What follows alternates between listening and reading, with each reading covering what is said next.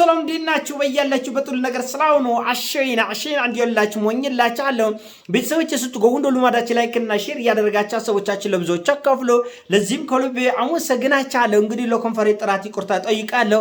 የሃይፐርሶኒክ ሚሳኤል ፍንጣሪ ሞተኝ ነው የኮንፈረንስ ጥራት ችግር የጎጠበኝ ማለት ነው። ዛሬ ወደ ሚዛናችን ይዘንላችሁ የመጣን እንግዲህ እጅግ በጣም ዘግናኝና አስፈሪው ጦርነት ነው። ተጧጥፎ ቀጥላል። እንግዲህ እንዳልካቸው የአሜሪካው ፕሬዚዳንት ዶናልድ ትራምፕ ለዚህ ችግር ድርድር እንዴት ይሻላል ለማደራደር ጥረት አታደርጉም ወይ አሜሪካ ሲባል ግድ የላችሁም ይዋጣላችሁ ይቧቀሱ አንዳንድ ችግሮቻችን የግድ በጦርነት መፍታት አለባቸው ብለዋል ዶናልድ ትራምፕ። ይሄ ማለት ምን ማለት ነው? በአሜሪካ በኩል አሁንም የደም መፋሰስ እንዲቆጥል ፍላጎት የሚታይ ይመስላልና በእርግጥም እየታየ ነው። በዚህ ጉዳይ ላይ በነገራችን ላይ ጦርነቱ የሁለቱ አገሮች ብቻ አይደለም። በተለይ በእስራኤል በኩል አውሮፓውያንና አሜሪካኖቹ በከፍተኛ ሁኔታ በቢሊዮን ዶላር እያወጡ ጦርነቱን እየተዋጉ እየተከላከሉ ነው ያሉት። በኢራን በኩል እንደምታውቁት ኢራኖች በገንዘብ አቅማቸው ብቻ ነው እየተዋጉ ያሉት። ምክንያቱም ሩሲያና ቻይና እንደምታውቁት ምንም ያክል ወዳጅነት ቢኖራቸው ከጥቅመኝ ልጥቀመ እኩል በእኩል ነው እንጂ የተለየ የፖለቲካ ልዩ ጥልቅ ፍላጎት ኖሮ የሚያደርጉት ነገር የለም። እኩል በኩል ዊን ዊን አይነት ጨዋታ ነው የሚጫወቱት። የሆነ ሆኖ እስራኤል አሁን ሙሉ በሙሉ የኢራንን የአየር ስርዓት በሙሉ ተቆጣጥራለሁ። ሉክ እንደ እስራኤል የኢራንንም የአየር እንትኑን በሙሉ መቆጣጠረው ለኔ ነኝ። ከዚህ በኋላ እንደፈለኩ ሆኜ ኢራንን እንቆጠቅጣለሁ ብላለች። እንግዲህ እንደ አፋይ ቀና ጎዳና ነው። እንደ እውነቱ ከሆነ የዓለማችን ፖለቲካ እንደሚነግሩን እንዳልሆነ በተደጋጋሚ በአይናችን በብረቱ አይተነዋል። ለማፍረስ ብዙ ርቀት ይካሄዳል። ነገር ግን ያን ያፈረሱትን ነገር የራስ አድርጎ ለመቆጣጠር ግን የሰማይ ያክል ሲኮብዳቸው እያየን ነው። የሆነ ሆነ ኢራንም በእስራኤል ላይ በትናንትናው ዕለት ዝናብ ነው ስታዘንብ ያደረች የሃይፐርሶኒክ እና ቦለስቲክ ሚሳኤሎችን በከፍተኛ ሁኔታ እየተኮሰች ነው ያለችው። በጣም ትልልቅ የሚባሉ የእስራኤል ህንፃዎች እየተጎነደሰ ነው ያሉት። እንደ ጋዛ አንዳንድ ቦታዎች እየፈራረሱ ነው ያሉት። ጉዳዩ ቀላል አይደለም። ይሄ ተያይዞ አጠቃላይ እልቂት የሚያመጣ ጉዳይ ነው። እንደ ቀልድ እንደ ዋዛ የሚታይ ጉዳይ አይደለም። ምናልባት የዓለም ፖለቲከኞች ወፈፍ አድርጓቸዋል። በአሁኑ ሰዓት ወፈፍ ልለው የምችለው ይሄ ነው። አሜሪካኖች ምንድነው ይዋጣላቸው ነው ያለው። ይዋጣልን በል። እዚህ ውስጥ የእናንተም የአሜሪካኖችም ጉብዳ እጅ አለበት። በጣም በጉብዳው እኔ ከሚገርመኝ በኢራን ጉዳይ ላይ በነገራችን ላይ አሜሪካ በጣም ፈራተባ ብላችሁ በጣም እጅግ በጣም ነው ፈራተባ ያለችው። እጅግ በጣም እንደዚህ በዚህ 50 ዓመት ውስጥ አሜሪካ እንደዚህ ወደኋላ ወደፊት ስታመነታ አይቶንም አናውቅም።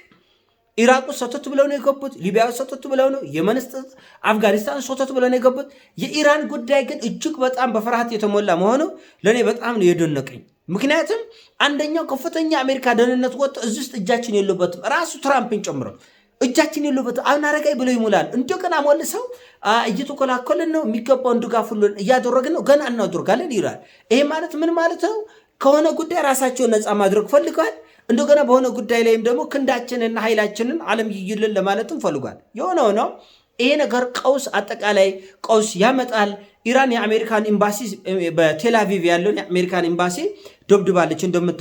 እንደምታውቁት ጭራሽ ኢራኖች የኔታንያሁን ቤት መቱ በሚሳኤል በሃይፐርሶኒክ ሚሳኤል ሞተው መኝታ ቤቱ ድረስ ነው የገባው።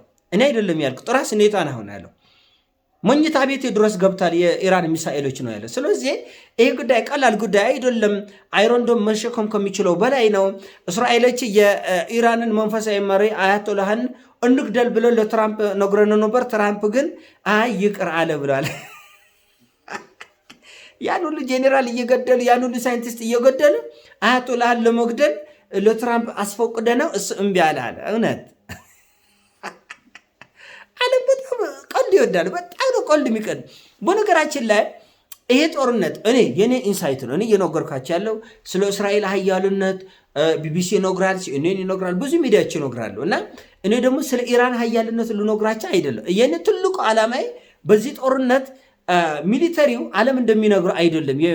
የጦር መንገዱ በሙሉ ዓለም እንደሚናገር አይደለም። ሌላ ምክንያቱም ለምሳሌ ኢራን እንደ ጋዛ እንደምትደረግ ነበር ሲነግሩን የነበሩት አሜሪካኖችም አውሮፓውያኖችም እስራኤላዎችም። እውነታው ግን እንደዛ አይደለም። በቃ እድሜ ለ21ኛው መቶ ክፍለ ዘመን ቴክኖሎጂ ሆነና እያንዳንዳ ቪዲዮ ተቆርጻ ህዝቡ ወደ ቤት ወደ ምሽግ ግባ ነው እንጂ የተባለ እስራኤል ህዝብ ውጣና ቪዲዮ ቁረጽ አልተባለ። ግን ህዝቡ ግማሽ ወጥቶ ቪዲዮ ቁረጽ። ያ ቪዲዮ ለመላ ዓለም ይተላለፋል። ያንን መቆጣጠር አትችልም። በነገራችን ላይ ቲክቶክን አሜሪካኖች እጅግ በጣም የሚጠሉበት አንደኛው ምክንያት ይሄ ነው። መረጃዎች ይወጣሉ። መረጃዎች የፈለገ ቢሆን የአሜሪካ መንግስት የፈለገ ቢጠነቀቅ ያን ማድረግ አይችልም። ስለዚህ እኔ የእስራኤል ኃያልነት አልክድም፣ የኢራንን ኃያልነት አልክድም። እስራኤል በጣም ትልቅ ጥንቻ ያላት ሀገር ነች። በተለይ በደህንነት በኩል በተለይ በአንዳንድ መሳሪያዎች በተለይ በዚህ በአይሮን ዶም በኩል ያላት ልዩ ብቃትና መሳሪያዎች የሚደነቅ ነው። ነገር ግን ያም ሆኖ ከኢራን የሚመጣው የሚሳኤል ባላስቲክ ሚሳኤል ፍጥነታቸው ይዘገንናቸዋል። እንደ መብረቅ የሚወረወሩ ሚሳኤሎች ነው ኢራን እያመረተች ያለችው፣ እንደ ቂጣ እየጋገረች ያለችው ማለት እና ዓለም ያለችበት አዘቅት አሁን እነሱ በሚነግሩን መልኩ እንደ ቀላል እየተፈታ አይደለም።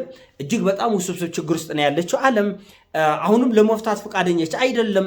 ፓኪስታኖች ኒኩለር ይዘን እንገባለን ያለ ምን ችግር አንድ ወላ አንድ ችግር የለም ማሻአላህ ነው ያሉት። ኢራን ማሻአላህ ችግር የለም አብረን እንሞታለን፣ ኒኩለር ቦምብ ይዘን እንመጣለን፣ እንጠፋፋለን እንጂ ኢራንን ማንም አይወድምም የሚል አቋም ይዘዋል። አሜሪካኖቹ በዛ በኩል ይዘዋል። ይሄ ማለት ምንድን ነው? እጅግ በጣም አደገኛ ሞዘስ ነው የሚመጣው። አንዳንዶቻችን ስለ ነዳጅ ዋጋ ነው እያሰብን ያለ ነው። ስለ ቁሳቁስ ዋጋ መወደድ ነው እያሰብን ያለ። ነገርዬ ከዛ ተሻግራል። በጣም ነገርዬ የህልውና ጉዳይ ይሆናል።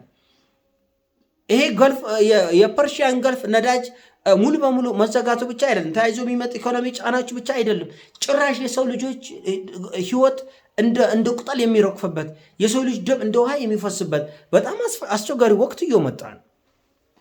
በጣም አስቸጋሪ ወቅት እየመጣ ነው እና እንደሚነገር አይነት ቀላል ነገር ውስጥ አይደለንም ያለ ነው። የዓለም ፖለቲከኞች በሙሉ ወፈፍ እያደረጋቸው ነው ያሉ። መረጋጋትም የቻለ አይመስሉም። ደግሞ ለማሰብም ፈቃደኞች የሆነ አይመስሉም። እንደምታውቁት ነው እንግዲህ የዓለም አይኑና ጆሮ ኢራንና እስራኤል ላይ ነው ያለ። እንደው የራሻ ጦርነት ተረሳ። እኔ ምን ብያች ነበር?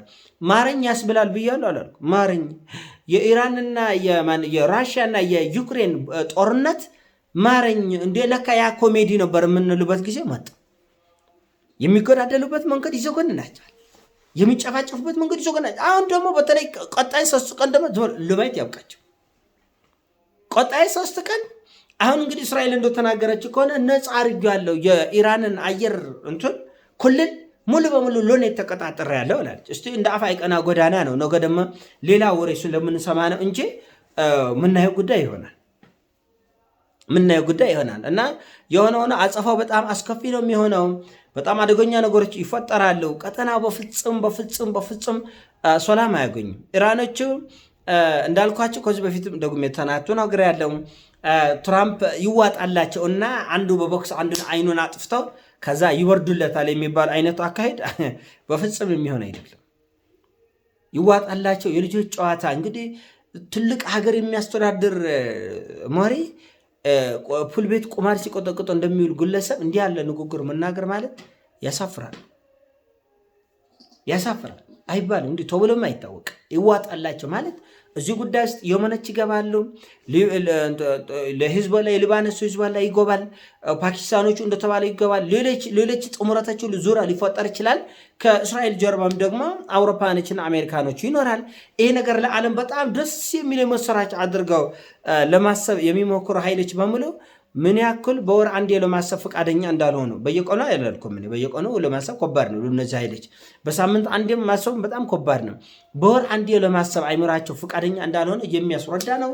በጣም አሳፋሪ ነው። ዓለም ወደ መቀመቁ ወደ አዘቅቱ የጥጋቡ የሆያ ሆየው ዘመን እያበቃ የኮበርቻቻው ዘመን እያበቃ ማቅ ዓለም ልትለብሱበት የምትችሉበት ጊዜ ሩቅ አይመስልም እና ጥንቃቄ በጣም የሚፈልግ ነው። በጣም ጥንቃቄ የሚፈልግ ነው። ማንም ጉዳይ ከመጤፍ የቆጠረው የለም። የመጣው ይምጣ፣ ይለይለት፣ ወደፊት በሉለት፣ ይለይለት፣ ወደፊት በሉለት፣ ይለይለት፣ ወደፊት በሉለት፣ ይለይለት አይነት ነገርስ የገቡ ይመስለኛል። እንግዲህ ወደፊት ብለን ወደ አዘቅቱ ወደ ሲኦሉ ወደ ዘግናኝ እየሄድን ይመስለኛል። እንግዲህ በጣም አስቸጋሪ ነው። እዚህ ውስጥ እንግዲህ ኒኩለር ያላቸው ኃይሎች አገሮች እጃቸውን ከከተቱ 1-2 በቂ ነው። 1-2 ኒኩለር እዚህ ጦርነት እስኮ ገባ ሁሉ ነገር ወደ ታሪክነት ይቆየራል። ዘግናኝ ጊዜዎች ከፊታችን የሚመጡ ይመስለኛል። እግዚአብሔር በጎ መላ ዓለም ያምጣ። የኔ ሀሳብ ነው። ሲሞቻችን ላይ አርጉ፣ ሼር አድርገው። ወዳችኋለሁ። ፒስ